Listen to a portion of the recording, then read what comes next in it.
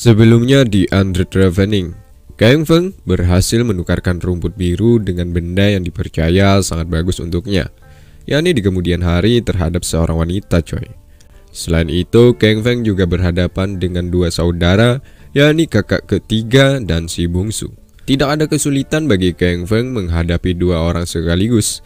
Dengan kekuatan elemen api, Kang Feng dapat melumpuhkan kedua saudara tersebut.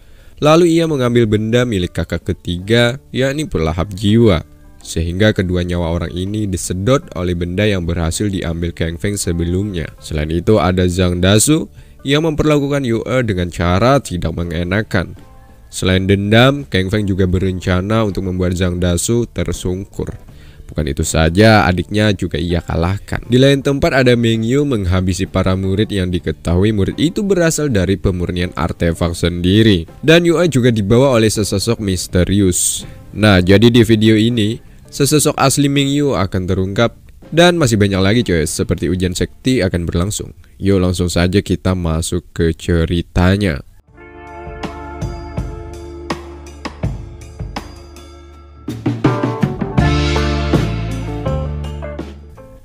Meng Yu masih saja menjalankan tugasnya, yakni menghabisi orang yang terbilang tidak bersalah. Hingga Paman Wei mendatangi tempat ini, lalu menanyakan tentang apa yang terjadi. Melihat beberapa murid pemurnian artefak telah gugur secara misterius, Paman Wei kemudian mendekati ke arah korban untuk mengetahui siapa dalang di balik ini. Meng Yu berdalih bahwa ia pun baru saja melewati jalan ini dan tak tahu apa sebenarnya yang terjadi. Melihat Paman Wei semakin dekat ke arah korban, Meng Yu pun melancarkan sebuah serangan untuk menghabisi paman.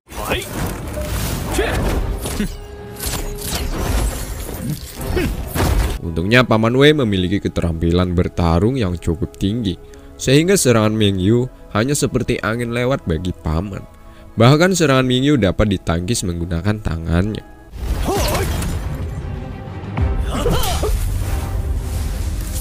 Akhirnya terungkap siapa dan dari mana Meng Yu ini. Dilihat dari serangannya tadi, ia menggunakan teknik benang iblis. Dan tak salah lagi, Meng Yu berasal dari sekte iblis. Pada akhirnya Meng Yu melarikan diri karena ia tahu Paman Wei tidak mudah untuk ia kalahkan. Berita itu sampai ke telinga beberapa murid artefak pemurnian bahwa Meng Yu telah berhasil membunuh sekitar 12 murid lebih pemurnian artefak, termasuk tetuahan atau Paman Wei sempat ia serang coy. Kang Feng yang tak sengaja lewat dan mendengar cerita, ia tak percaya. Sebab selama Kang Feng mengenal siapa Meng Yu itu, ia tak melihat gerak-gerik bahwa Meng Yu menandakan orang jahat yang berasal dari sekte iblis. Sama halnya dengan murid lainnya. Mereka pun awalnya tak percaya, dikarenakan Meng Yu dikenal sebagai murid yang lembut, tapi dibalik itu memiliki sifat pembunuh. Alasan kenapa Meng Yu menghabisi murid dari perguruan pemurnian artefak pada umumnya, khususnya sekte Lucia coy, itu dikarenakan sebentar lagi akan diadakan ujian sekti. Nah, jika Meng Yu menghabisi beberapa murid terkuat, maka sekte Lucia akan kekurangan amunisi untuk mengarungi dunia persilatan di negara bagian Daliang. Dengan itu juga, maka sekte Lucia akan pincang dan akan mudah dikalahkan oleh sekte lainnya. Jadi alasan di awal kenapa Meng Yu ingin menyerang Luan, yang ketika itu baru saja mendapatkan pedang terbaik, itu juga tak luput dengan rencana dari sekte iblis, yakni membantai murid-murid terbaik dari sekte Lucia coy. Setelah dipikir-pikir, akhirnya Kang Feng ingat bahwa ia sempat menanyakan tujuan akhir yang ditanamkan di diri Meng Yu. Meng Yu hanya menjawab bahwa suatu hari nanti Kang Feng akan mengetahuinya. Dan hari ini misteri itu terungkap. Sepertinya sih tujuan sekte iblis termasuk Meng Yu mencari kebebasan dan kehidupan kekal di dunia dengan menguasai negara bagian Daliang.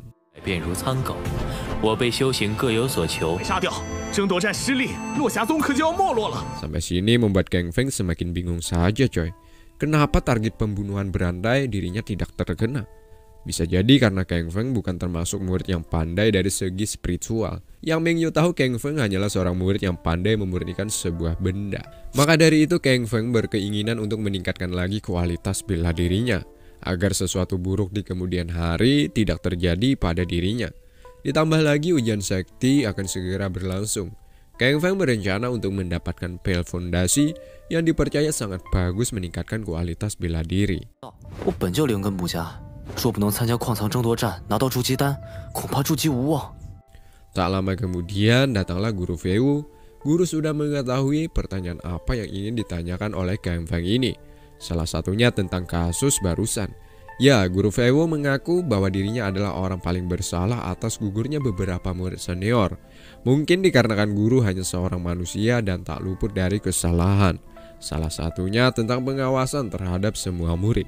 Imbasnya sehingga terjadilah peristiwa yang terbilang menyakiti hati dan perasaan orang-orang dari sekte Lucia, khususnya puncak artefak pemurnian. 所以啊，冯明， 毕竟只看错了一个苏师兄。 不，之前还有一个徒弟小子想问啥子？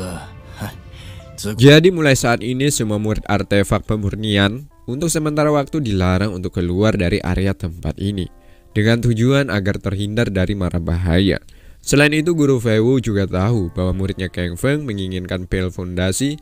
Ya, syarat untuk mendapatkan itu sih, kata Guru Feiwu, harus menjadi 10 murid terbaik. Dengan bakat Kang Feng saat ini, rasanya sangat sulit untuk bersaing menembus 10 besar di ujian sekti, coy. Tapi ada kabar gembira juga yang diberikan oleh Guru Feiwu. Karena Kang Feng sangat pandai dari segi pemurnian, maka Guru Feiwu berusaha untuk meminta kepada para sesepuh untuk memberikan pil fondasi khusus untuk Kang Feng. Singkatnya, lagi-lagi kalung yang ada pada Kang Feng memberikan khasiat yang luar biasa. Ya, kalung tersebut mampu memberikan teknik kekuatan pada kertas yang nantinya akan dijadikan benda atau jimat untuk bertarung. 徒儿定会安心练气的。至于排位赛，就当 Tak lama kemudian Guru Feiwu mendatangi Kang Feng kembali. Ternyata ini bukanlah guru, melainkan gadis kecil yakni Yoyu. Berkat benda barusan dapat membantu dan mengunci, lalu membuat penyamaran Yoyu terbongkar. 现身吧。 不好玩，又被你识破了。 Lantas membuat Yoyu kagum dengan benda yang barusan digunakan Kang Feng. Benda bernama jimat pengunci pesona, coy. Ya, teknik ini dapat mengunci lawan ketika nanti saat bertarung. 我都终极符箓了。师姐，我果然没看错你，居然还真是个天幻锁符。 Singkatnya, Kang Feng mendatangi si Tuning. Kedatangan ke sini tidak lain tidak bukan, yakni mengatakan bahwa Kang Feng ingin ikut memberiakan ujian sekti dengan mendaftarkan diri juga, coy. Selain itu, kedatangan Kang Feng juga untuk mencari mantra ataupun sebuah benda yang nantinya akan dijadikan sebagai kekuatan dalam ujian. Sebab di pelelangan ini terdapat banyak benda yang bagus, ya kan? Bukan jimat ataupun senjata yang dipilih Kang Feng, melainkan ia memilih binatang iblis tingkat menengah kelas 1. Rencananya sih si Tuning akan melelangkan binatang ini. Namun dikarenakan Kang Feng yang menginginkannya, maka dengan senang hati si Tuning memberikan binatang iblis ini secara cuma-cuma. Sebab si Tuning menganggap Kang Feng sudah seperti saudara. Saat di jalan menuju pulang, Kang Feng melihat ada senior Luan sedang berhadapan dengan orang yang berasal dari sekte iblis. Lantas saja ya kan, Kang Feng mendatangi untuk menolong Luan. Namun sebelum itu Luan sempat memojokkan pria tertutup topeng ini. Hal itu hanya berlaku sesaat sebelum Luan berada dalam ancaman besar.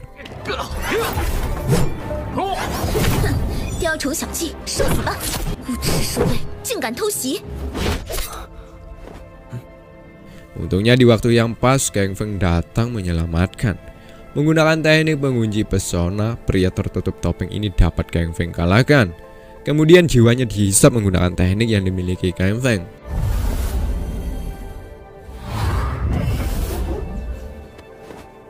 Merasa diselamatkan oleh junior, Luan merasa gimana gitu. Mungkin rasa cinta juga telah hadir di sini, coy. Langsung aja ya kan, Luan kegeeran atas kedatangan Kang Feng secara mendadak ini. Pastinya di dalam hati Luan, Kang Feng sengaja datang ke sini. Jangan salah sangka dulu Luan. Kang Feng kebetulan tak sengaja lewat jalan sini ya kan. Andai saja tidak ada Kang Feng, coy, mungkin saja Luan akan menjadi korban keganasan orang-orang dari sekte iblis. Pada akhirnya kompetisi seleksi ujian sekti akan segera dimulai.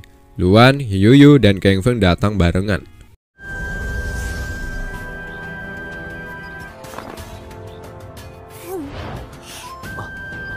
Di sini ketua akan mengumumkan dan memberikan tata cara ujian berlangsung. Salah satunya memberikan sebuah benda yang nantinya akan diketahui siapa lawan mereka di ujian ini. Pertama ada Luan melawan Jero. Jero dan Luan sejarahnya pernah bertemu coy. Dan Jero dapat Luan kalahkan dengan teknik ilusinya. Katanya sih Luan salah satu wanita yang memiliki teknik melemahkan syahwat lawannya. Dalam catatan, saat ini teknik ini berlaku kepada orang-orang sekte Lucia saja, tidak berlaku terhadap sekte iblis. Namun hari ini Jero tak akan tertipu daya untuk kedua kalinya. Untuk menghilangkan rasa syahwat itu, Jero melirik ke salah satu wanita di pinggir lapangan. Dan Jero mengatakan bahwa ia menyukai wanita tinggi, semok juga memiliki dada besar. Ada-ada aja nih Jero coy. Pada akhirnya pertarungan tak bisa terelakkan lagi. Jero menggunakan tinju harimau baja. Digadang-gadang teknik ini sangat sulit dikalahkan coy. Namun Luan memiliki pedang hasil pemurnian Kang Feng yang bernama pedang Xuan. Nah dengan itu teknik tinju harimau baja tak ada artinya bagi pedang Xuan.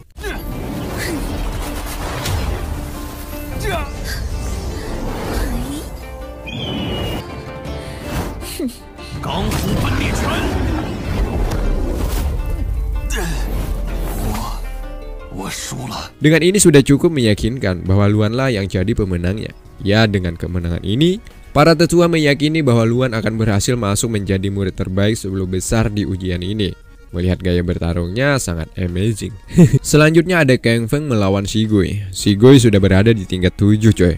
Artinya di atas dari Kang Feng. Maka dengan ini mereka para penonton meyakini Shigoi akan menang mudah. Ditambah lagi Kang Feng dikenal tidak memiliki kekuatan spiritual seperti para murid pada umumnya. Hal itu telah dibuktikan dengan Shigoi sangat mendominasi jalannya pertarungan, di mana Kang Feng hampir dikalahkan dengan teknik api yang dimiliki oleh Shigoi.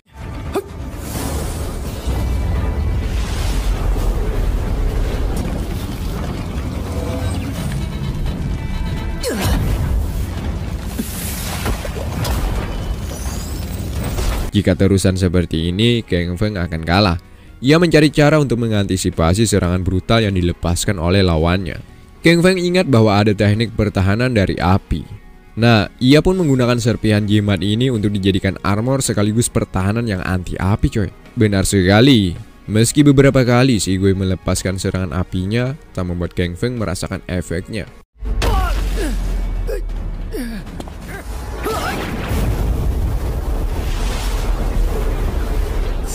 Jika dengan api tidak berhasil, Shigoi kemudian menggunakan teknik lain untuk menghancurkan pertahanan milik Kang Feng. Karena sebelumnya ia sempat dipongkangkan oleh Kang Feng. Nah, sepertinya berhasil sih, di mana pertahanan Kang Feng retak.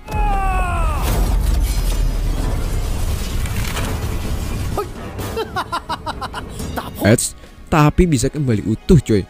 Melihat hal ini Shigoi tak percaya. Ditambah ia sudah berada dalam situasi sulit untuk melawan. Benar sekali, kali ini giliran Kang Feng yang akan balas menyerang lawannya ini. Hanya dengan sekali hentakan, Kang Feng dapat mengalahkan Shigoi. Teknik barusan dianggap sangat gila coy. Sebab Kang Feng yang sebelumnya sempat tertekan, hanya perlu beberapa detik saja dapat membalikkan keadaan. Karena sudah merasa menang, Kang Feng pun berjalan dengan cara berbalik arah. Nah, hal ini dijadikan kesempatan bagi Shigoi untuk melakukan niat jahatnya. Boleh saja Shigoi kalah dari segi pertarungan. Namun jika ia menggunakan serangan racun, sepertinya Kang Feng akan cacat selamanya. Bukannya berhasil menggunakan instingnya, Kang Feng tahu bahwa ada sesuatu benda yang mengarah ke tubuhnya.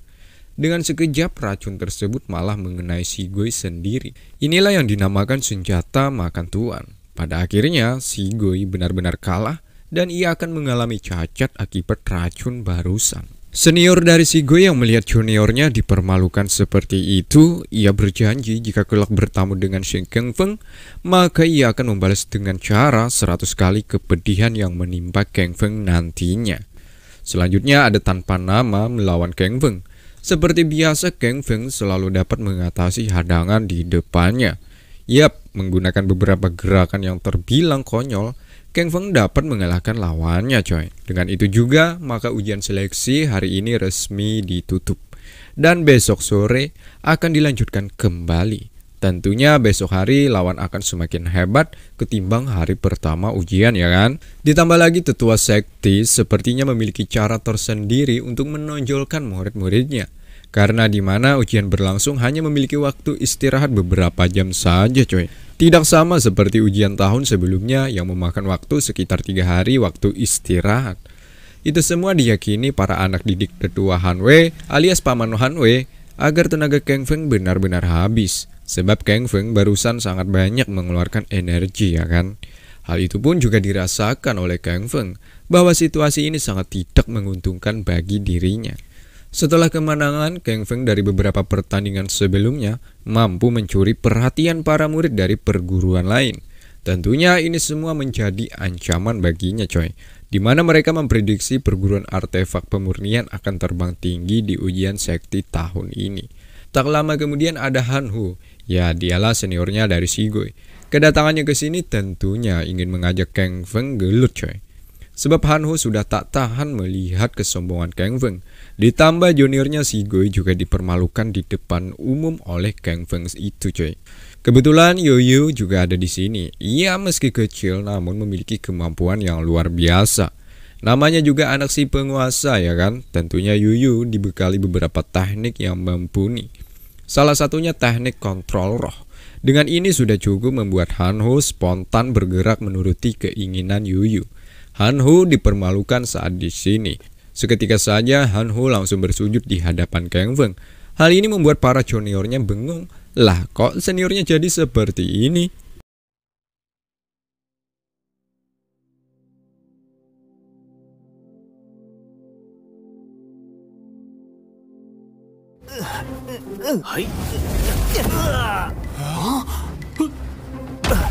Tak lama kemudian datanglah si penguasa alias ayahnya Yuyu coy. Sehingga Han Hu langsung pergi.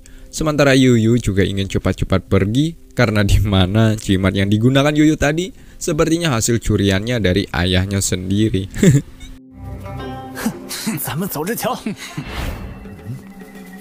Singkat cerita, hari kedua ujian sekti pun akan dimulai. Kang Feng berhadapan dengan lawan yang cukup tangguh, yakni Huang Chuan. Di mana kita tahu keluarga Huang dikenal sebagai keluarga yang memiliki kekuatan nomor 4 di sekti Lucia. Menurut urutan keluarga, Yu nomor 1, nomor 2-nya Han, ketiga Tong, dan nomor 4 Huang. Dan 5 mungkin artefak pemurnian coy, entahlah. Tentunya langkah Kang Feng akan berat saat di sini. Ditambah lagi lawannya ini Huang Chuan, dikadang-kadang akan menjadi ketua perguruan keluarganya. Namun tak perlu waktu yang lama bagi Kang Feng untuk mengalahkan Huang Chuan. Hal itu sudah cukup membuat keyakinan semua ketua puncak perguruan bahwa ia mengakui akan kehebatan Kang Feng.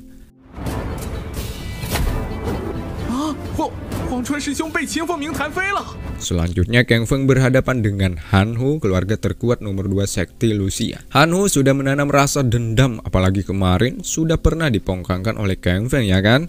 Han Hu yang sangat berambisi, dirinya kehilangan kontrol. Sehingga serangan pertama Kang Feng mampu menghancurkan pedang Han Hu.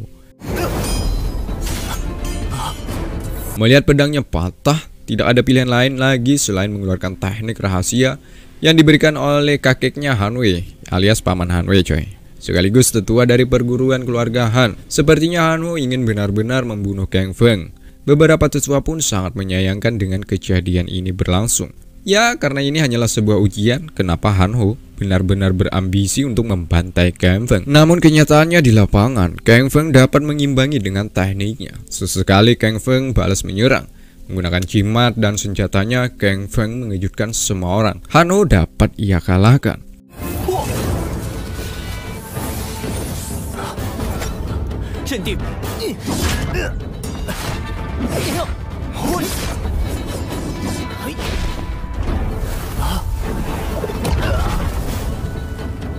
Di mana Kang Feng juga mengatakan setelah kalahnya Han Hu, meski Han Hu menggunakan senjata terbaiknya, itu masih tidak cukup untuk mengalahkan Kang Feng. Sebab Han Hu masih lemah di hadapannya.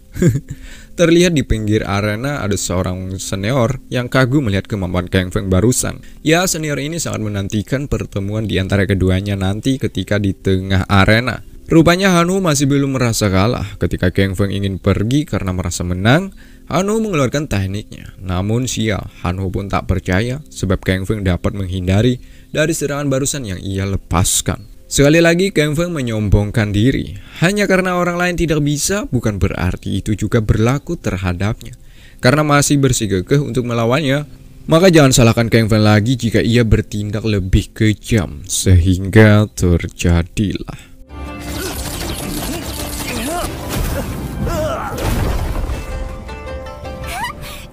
Luan dan ayahnya, Yuyu, juga mereka tak percaya sebab Kang Feng sangat memahami teknik barusan yang bernama teknik teleportasi. Sebab pada dasarnya Kang Feng hanya di ranah pengumpulan Qi. Secara nalar itu hal mustahil yang ia lakukan. Tapi kenyataannya Kang Feng dapat melakukannya. Setelah Han Hu benar-benar kalah, Paman Han Wei mengumumkan bahwa Kang Feng menang secara mutlak. Dengan kemenangan ini maka Kang Feng berhak mendapatkan satu tiket untuk pertempuran Spirit Fan nantinya. Setelah melihat keponakannya benar-benar terbantai, sedikit banyaknya Paman Han Wei merasa geram akan tingkah laku Kang Feng. Namun dikarenakan ini sebuah ujian, Paman memberikan sebuah kata mantap atas kehebatan Kang Feng. Namun dibalik itu semua, Paman berjanji dia akan membuat Kang Feng menderita ketika nantinya menjalani pertempuran Spirit Fan. Tak lama kemudian senior datang menghampiri Kang Feng. Ia mengatakan agar Kang Feng tidak sombong atas kejadian tadi. Emangnya siapa yang sombong ya kan? Tentunya ucapan senior ini memiliki alasan tersendiri. Ia tak ingin ada penghalang seperti Kang Feng untuk mengganggu senior ini menjadi ketua perguruan artefak pemurnian. Kang Feng tidak ingin meladeni uraian dari seniornya. Ia lebih memilih meninggalkan dan berpaling muka dengan senior ini.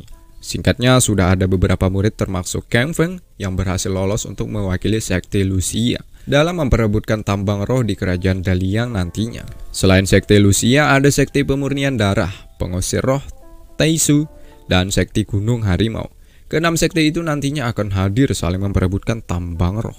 Si penguasa pun mendoakan agar semua murid selamat dalam pertempuran dan juga memenangkannya. Dengan kemenangan itu maka akan mendongkrak nama sekte, khususnya nama mereka sendiri. Keesokan harinya Guru Feiwo memberikan ujian kepada Kang Feng untuk memurnikan dalam pembuatan senjata tingkat tinggi. Guru Feiwo salah satu guru yang tak ingin melihat muridnya melebihi kemampuannya. Melihat situasi seperti ini, yakni Tungku akan meledak, maka dijadikan kesempatan Guru Feiwo untuk merusak rencana pemurnian Kang Feng dengan dalih aksi penyelamatan. Nah, dengan kejadian tadi, guru pun mulai sedikit tenang, sembari mengatakan bahwa Kang Feng gagal, dan Kang Feng masih belum benar-benar ahli dalam pemurnian. Dengan ini juga, maka Guru Feiwo memberikan saran kepada Kang Feng untuk mengundurkan diri dalam ujian pertempuran Spirit Fan. Tapi Kang Feng mengatakan bahwa ia berhasil memurnikan dengan sempurna. Tentu membuat Guru Feiwo mulai merasa minder. Pada akhirnya, Guru Feiwo mengakui bahwa Kang Feng lebih hebat dibanding dirinya. Maka dengan itu Guru Feiwo sekali lagi akan memintakan pel fondasi terhadap para tetua. Dan satu, jika progres Kang Feng terus meningkat, hal tidak mungkin bisa saja terjadi. yakni Kang Feng akan menjadi pemimpin perguruan artefak pemurnian ini. Tapi Kang Feng sepertinya tidak ingin menjadi pemimpin artefak pemurnian. Sebab Kang Feng memiliki sebuah keinginan lain, yakni terus melatih kemampuannya untuk mengarungi dunia ini. Mendengar itu Guru Feiwo pun merasa sedih sebab muridnya ini memilih jalannya sendiri. Tapi ingat, artefak pemurnian dan guru akan selalu ada di belakang untuk membantu Kang Feng jika di kemudian hari Kang Feng mendapatkan sebuah masalah. 2 tahun kemudian, saat ini entah sudah atau belum Kang Feng mengikuti ujian coy. Sepertinya sih sudah ya kan, sebab udah 2 tahun.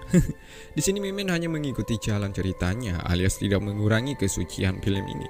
Jika dipikir-pikir sih seperti sayur tanpa garam jika ujian pertemuan Spirit Fan tidak ditampilkan ya kan. Tapi sudahlah. Kembali ke cerita, kini Kang Feng sudah berada di tingkat tahap pengumpulan Qi tingkat 7, di mana ia menangkap seekor burung emas. Di sini ia berhasil menangkap dengan tekniknya, lalu mengambil inti roh binatang ini. Nah, setelah mendapatkan inti roh tadi, di hadapannya ada seorang pemuda yang sekiranya lebih tua lah dari Kang Feng. Kedatangan pemuda ini membuat Kang Feng sedikit terkejut, di mana pemuda ini mengatakan bahwasanya setiap burung emas hanya memiliki 1 inti roh. Namun ia melihat di tangan Kang Feng terdapat banyak inti roh. Bagaimana ini bisa terjadi? Tentu ia beranggapan Kang Feng menangkap banyak burung emas ini ya kan?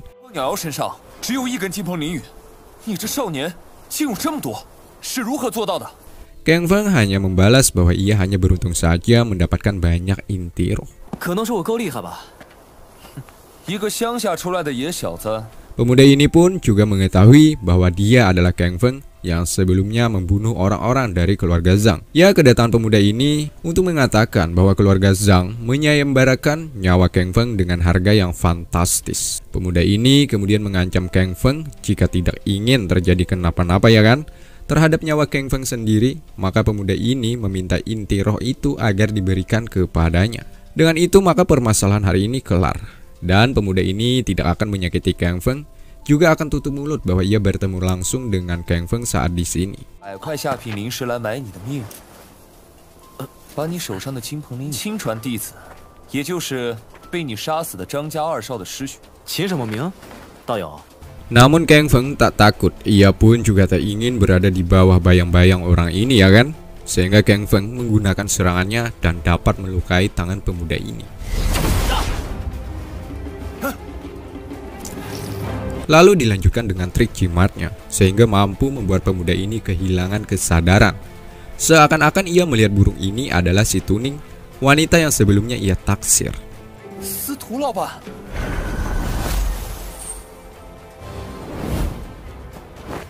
Nah, ketika sedang berada di puncak birahinya, pemuda ini menyadari bahwa si Tuning hanyalah seekor burung. Burung ini memiliki tingkat kekuatan yang cukup tinggi coy, sehingga pemuda ini tak bisa jika berhadapan 1 lawan 1 ya kan. Alhasil pemuda ini kalah. Hal itu dijadikan kesempatan bagi Kang Feng untuk mengambil benda-benda yang ada pada pemuda ini.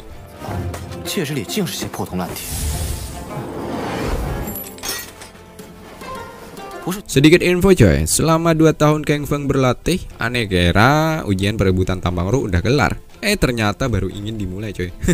Nah itu aja dulu infonya, oke gencot. Singkatnya Kang Feng mendatangi pavilion Qianbing. Ya, si Tuning menganggap kedatangan Kang Feng karena rindu dengannya.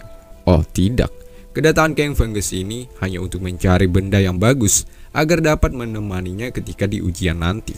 Sebagai gantinya Kang Feng akan menukarkan inti roh burung emas ini. Melihat itu tentu si Tuning langsung ngiler, karena benda yang ada pada tangan Kang Feng terbilang benda yang sangat langka. Dengan ini maka si Tuning akan memberikan kertas jimat yang banyak untuk Kang Feng. Setelah mendapatkan kertas jimat yang banyak, Kang Feng akhirnya meminta doa restu agar Kang Feng dapat mengerahkan kemampuannya di ujian perburuan tambang roh nantinya. Ketika pulang, Kang Feng berpapasan dengan 2 wanita. Ya, wanita ini adalah orang yang bertemu Kang Feng saat di awal cerita coy. Kedatangan kedua orang ini juga sama seperti Kang Feng, yakni untuk mendapatkan benda bagus di pavilion ini, di mana ia mendapatkan benda yang hampir mirip dengan benda yang dimiliki ketika saat di hutan sebelumnya.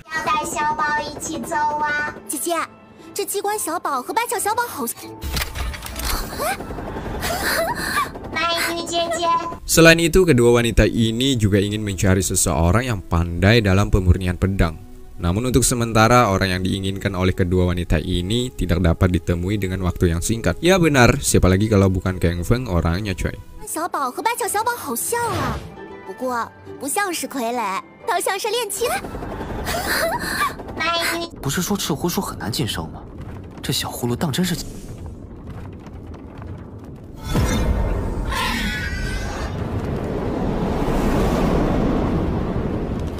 Singkat cerita, Kang Feng dapat membantu binatang roh ini naik ke tingkat 2. Nah, dengan ini setidaknya sudah cukup akan membantu Kang Feng di ujian nanti yang akan berlangsung.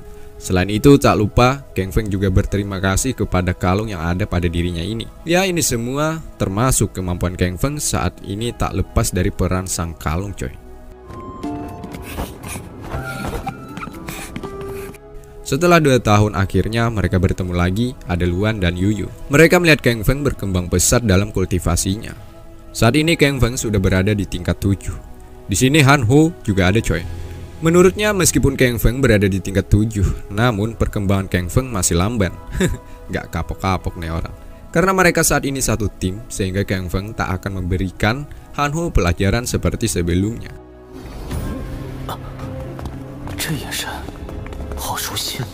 Kang Feng dan lainnya akhirnya sampai di sini. Kang Feng melihat ada seseorang yang menggunakan penutup muka alias bertopeng coy. Kang Feng merasakan bahwa nafasnya sangat familiar baginya. Apakah dia senior Meng Yu? Entahlah coy.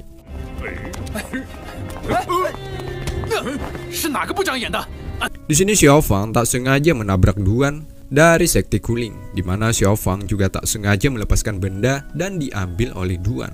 Xiao Fang ingin mengambil benda tersebut, namun Duan menolak untuk mengembalikannya karena sudah berada dalam genggamannya, ya kan? Artinya benda ini sudah menjadi miliknya. Di sini sempat terjadi aksi panas-panasan karena kedua orang ini saling ngotot satu sama lain.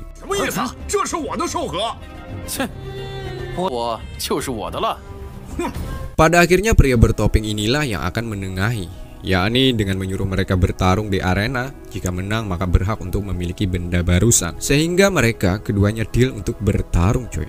Di sini Duan memperlihatkan kemampuannya dengan menyerang Xiao Fan. Meskipun Xiao Fan sempat menyerang Duan menggunakan tekniknya, namun hal itu seakan-akan hanya percuma saja, hingga di mana Duan dapat mengalahkan Xiao Fan.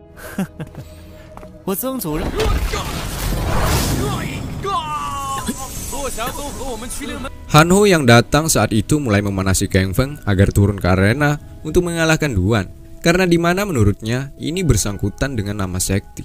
Masa sekte Lucia dipermalukan oleh Duan dengan mudah? Mendengar itu Kang Feng panas ya kan? Tapi Luan menyarankan agar Kang Feng tidak terpancing akan kata-kata Han Ho, sebab jika diteruskan takutnya Kang Feng bukan lawan sepadan oleh Duan. Pada akhirnya Kang Feng tak bisa lagi menahan emosinya, ia pun akan turun menghadapi Duan. Sampai sini rencana Han Ho berjalan mulus. Ia tahu Kang Feng akan masuk dalam jebakannya. Han Ho juga merasa Kang Feng akan dipermalukan dengan dibantai Duan. Secara statistik Kang Feng berada di bawah kekuatan Duan coy. Ya, di sini mereka bukan hanya sekedar bertarung, melainkan mereka saling mempertaruhkan benda unik yang dimiliki mereka masing-masing.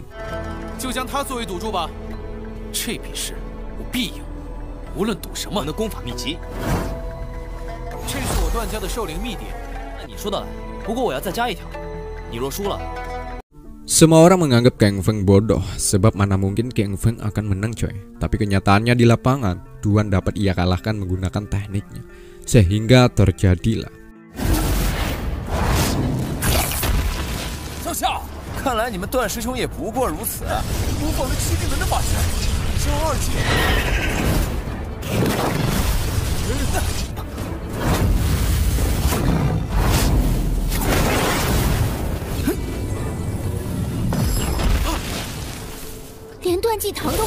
Di mana Kang Feng menggunakan binatang roh rubah, sementara Duan menggunakan macan putih.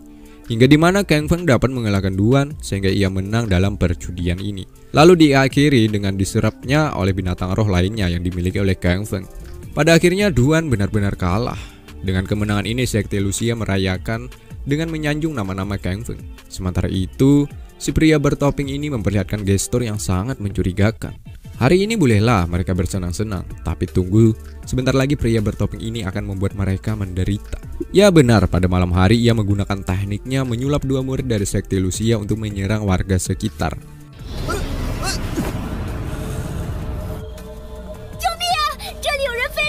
Nah dengan ini maka dendam pria bertopeng ini untuk membuat sekte Lucia menderita sudah berjalan mulus. Hanya meninggal kehancuran sekte Lucia saja nantinya. Yap, dengan kejadian tadi, mereka murid dari sekte lainnya sudah berasumsi bahwa sekte Lucia telah melanggar aturan hukum di tempat ini. Maka dari itu dua peserta harus didiskualifikasi dari ujian. Dengan berkurangnya jumlah, maka harapan sekte Lucia untuk memenangkan ujian semakin terasa sukar coy. Mengingat ujian ini jumlah anggota sangat dibutuhkan.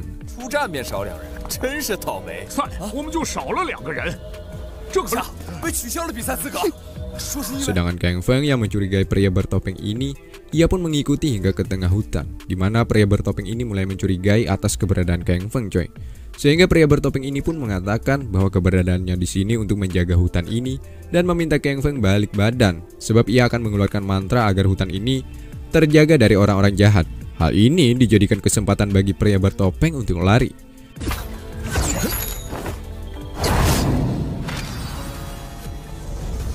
Nah, di saat itulah Kang Feng juga tak ingin kalah. Ia meletakkan jimat penanda pada punggung pria tersebut. Pada akhirnya ujian akan dimulai. Ada tetua sekte darah yang mengumumkan tata cara ujian perebutan sambang roh, di mana semua murid akan dipindahkan ke dunia ilusi secara terpisah. Namun dalam catatan masih di wilayah yang sama coy.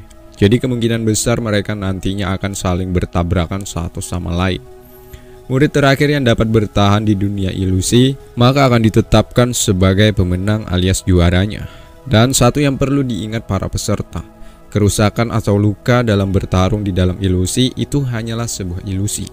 Jadi tidak akan mempengaruhi dan mengganggu kelangsungan imun tubuh.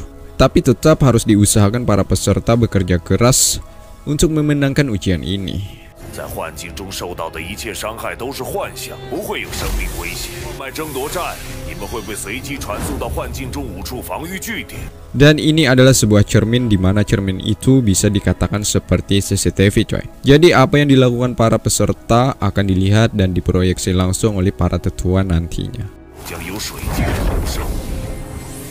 Kang Feng yang memiliki kecerdasan, ia dapat memperhitungkan bahaya apa yang ada di dalam. Salah satunya tidak dapat selalu untuk berteleportasi ya kan.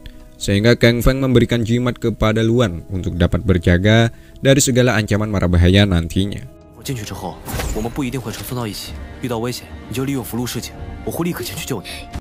Pada akhirnya mereka semua pun dikirim oleh tetua untuk masuk ke alam ilusi. Pertama yang sampai adalah sekti pemurnian darah. Ya, dialah kelompok bertopeng coy, dimana mereka merasa yakin kemenangan ada di tangan sekti mereka. 幸亏宗主运筹帷幄，暗自将我们传送到一起。就是。 Sementara itu tim Kang Feng juga sudah berada di alam ilusi.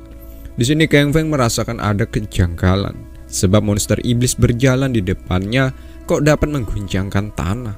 Artinya kekuatan binatang monster ini jauh dari ungkapan oleh tetua tadi. Katanya hanya ilusi, tapi sudahlah. Ada salah satu murid yang langsung berambisi untuk menyerang binatang monster itu coy.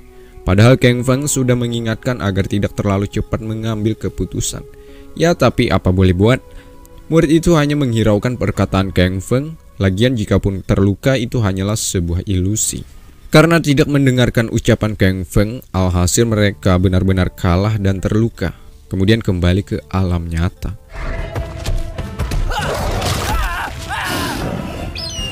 Di sini para tetua bingung, kok semua murid malah terluka. Sehingga pria bertopeng, ya dialah orangnya yang membuat dua murid sekte Lucia didiskualifikasi coy. Kala itu ia disuruh oleh tetua untuk mencek keadaan di dalam. Sampai sini tetua akhirnya mengetahui bahwa ada kerusakan dalam segel. Sehingga binatang monster tingkat tinggi berhasil masuk ke dalam ilusi. Di sini tetua tidak tahu penyebab kenapa segel tersebut bisa rusak coy. Nah jadi sampai sini bisa kita jabarkan, kemungkinan besar si pria bertopeng ini juga menyamar menjadi murid sekti pemurnian darah coy. Entahlah, bisa jadi. Paman Wei meminta kepada tetua sekti darah untuk menghentikan ujian, sebab jika dibiarkan maka semua murid akan berada dalam masalah. Namun tetua ini tahu murid-muridnya berada di satu titik yang sama, maka kemungkinan besar binatang tersebut dapat mereka kalahkan coy. Berbeda dengan murid lainnya, ditempatkan di tempat yang berbeda. Sampai sini sudah terlihat bahwa tetua sekti darah ini memiliki kecurangan dalam situasi ya kan. Sehingga tetua tetap melanjutkan ujian dan tidak memikirkan keselamatan dari murid-murid lainnya. Melihat itu, Paman Wei marah. Oke jika itu maunya. Tapi jika terjadi apa-apa terhadap murid mereka, maka Paman Wei adalah orang pertama yang akan memerangi sekti pemurnian darah.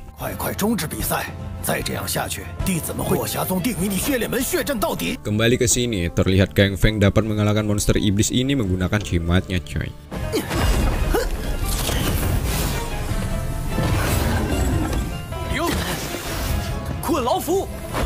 Kejadian itu membuat murid lainnya merasa iri dengan Kang Feng, sebab memiliki jimat yang begitu banyak. Bahkan segelas ketua sektinya pun tak dapat membeli jimat sebegitu banyak seperti Kang Feng ini coy.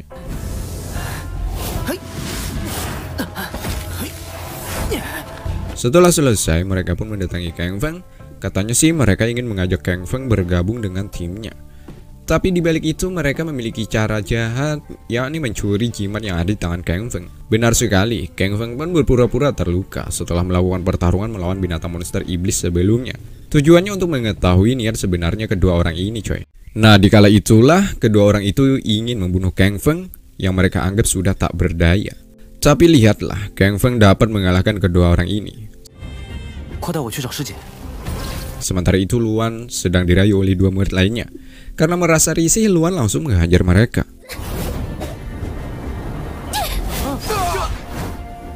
Nah, kejadian itu dianggap bosnya. Luan telah keterlaluan karena telah berani menyakiti orang-orangnya. Di sini Luan dalam situasi bahaya. Untungnya di waktu yang pas, Kang Feng datang dan menghabisi orang ini karena telah berani menyakiti kakak seniornya.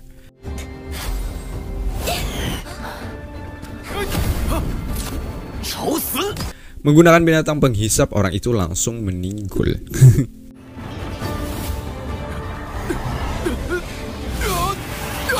Melihat Kang Feng yang sangat heroik, lantas saya Luan semakin terluluh lantakan. Ia bisa jadi Luan semakin mengkem dibuat oleh pemuda tampan dan bersahaja ini. Singkatnya, Kang Feng memberikan isyarat dengan kembang api, menandakan bahwa semua murid Lucia saatnya berkumpul di titik itu. Namun sayangnya kedua orang yang ingin menuju ke sana malah dihabisi oleh pria bertopeng ini. Sementara itu, para sekti pemurnian darah ini menggunakan bantuan lonceng ajaib ya untuk mengalahkan para binatang monster, coy.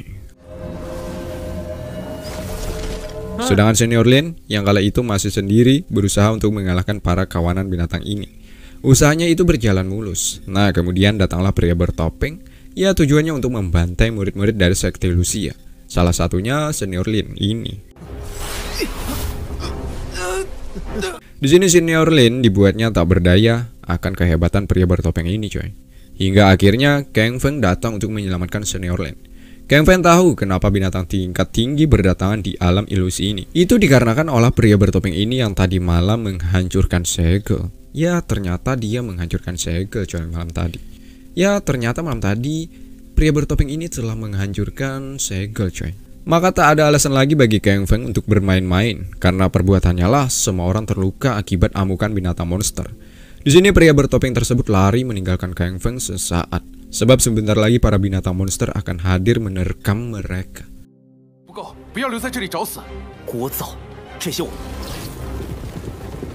Pertama-tama Kang Feng harus menghadapi para binatang monster ini. Menggunakan tekniknya setidaknya dapat mengalahkan beberapa binatang monster iblis. Hingga di mana Han Ho datang.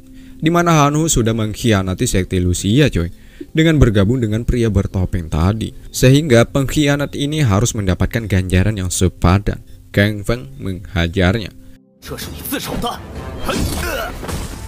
Sementara Paman Wei yang melihat dari cermin bahwa Kang Feng menghajar cucunya, tentu ia marah. Tapi ada ayahnya Luan yang menghentikan amarah Paman Wei. Di sini Luan juga sempat mengalami luka akibat terkena serangan binatang monster. Sehingga Kang Feng berusaha menyembuhkan menggunakan teknik perisai pelindung. Ya, ayah Luan mulai geram melihat tingkah laku Kang Feng seperti itu, coy. Sebab ia tidak tahu apa yang dilakukan oleh Kang Feng di dalam sana bersama anaknya, ya kan? Jangan-jangan 69 nih. Singkatnya, Luan dapat disembuhkan dan senior Lin lagi-lagi mendapatkan bantuan dari Kang Feng dari ancaman kematian. Nah, dengan ini maka senior Lin akhirnya mengakui bahwa Kang Feng lebih hebat ketimbang dirinya. Di lain tempat ada murid sekti darah yang mulai kewalahan menghadapi binatang monster. Yang tadinya merasa angkuh, berbalik langsung kena mental. Si tetua, coy, setelah melihat murid-muridnya berada dalam masalah, tentu dia merasa gelisah, ya kan? Untungnya ada pria bertopeng ini yang menolong, kemudian membawa mereka pergi untuk menghabisi juga mengakhiri ujian ini dengan membantai murid-murid sekte Lucia. Tapi keinginan mereka tak sesuai ekspektasi, di mana Kang Feng dapat menghadang kejahatan pria bertopeng ini. Bahkan identitas aslinya pun terbongkar. Benar, dialah Meng Yu. Pantas saya ketika awal bertemu Kang Feng merasakan nafas tak asing di dirinya, ya kan? Di sini Kang Feng sempat melakukan pertarungan yang begitu dahsyat. Sebelum akhirnya Kang Feng harus membawa senior Lin kembali dan menghindari pertarungan ini melawan Meng Yu. Tapi ingat, Kang Feng akan selalu mengingat bahwa Meng Yu adalah musuh pertamanya yang akan ia bunuh. Pada akhirnya dengan tadi, coy, Kang Feng menjadi murid terakhir yang keluar dari alam ilusi. Dengan itu maka sekte Lucia menjadi juara setelah hampir 100 tahun tidak pernah memenangkan ujian ini. Di sini rupanya ayah Luan tidaklah marah, coy, melainkan ia memberikan apresiasi karena Kang Feng lah anaknya terselamatkan dan sekte Lucia menjadi juara.